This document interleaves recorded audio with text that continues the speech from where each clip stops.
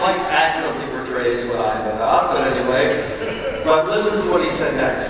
In Revelation, Jesus is a prize fighter with a tattoo down his leg, a sword in his hand, and the commitment to make someone bleed. That is the guy I can worship. I cannot worship the hippie diaper halo Christ because I cannot worship a guy I can beat up. Many of you know that one of the most successful publishing ventures in the history of the planet is the Left Behind series. And from their book, The Glorious Appearing, listen to this paragraph. When Jesus spoke, bodies ripped open, blood pooling in great masses. Men and women and soldiers and horses seemed to explode where they stood. Jesus walked through the battlefield, the hem of his robe turning red in the blood of the enemy.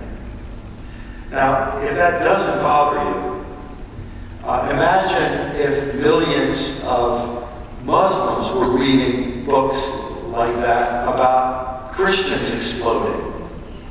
And maybe that will help you understand what really is at stake here. Another one of my loyal critics said, the only reason Jesus came was to save people from hell. Jesus had no social agenda. He didn't come to eliminate poverty or slavery or fix something in somebody's life for the little moment they live on this earth.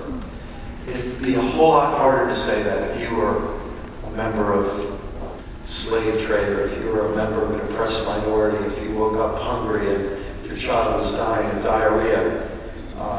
It'd be a whole lot harder to say, oh, little something in somebody's life.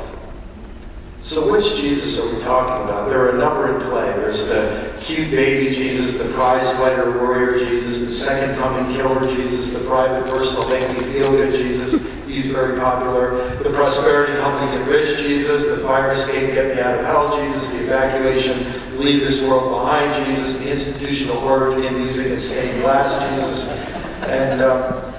And we have so many images, and you know the popularity of the book, the Da Vinci Code, and you know all of this. I think there's this feeling in our culture that we're presenting many different images of Jesus, and there's this sense we've got to try to get to the real one. I'd like to just take a minute now and just again have you stand by one or two people close by. And which Jesus did you grow up with? What was the version of Jesus that you grew up with? How would you describe it? And which Jesus is primary in your faith community or in America? Whatever you'd like to talk about, listen to one another, draw each other out, and we'll just give you about 4 or 5 minutes for that right now. So stand, find one or two people. Reflect on which Jesus is in play.